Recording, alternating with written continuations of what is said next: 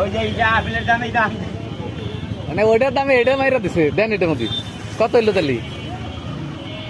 40 আচ্ছা মালটা হলো 104 হলো 40 যোগ আপেল হলো 130 103 হলো 30 যোগ বেদানা হলো বেদানা না কমলা হলো 105 টাকা আরে 105 দেখতেছে ওই যে না কাটতেছে 100 104 হলো 40 যোগ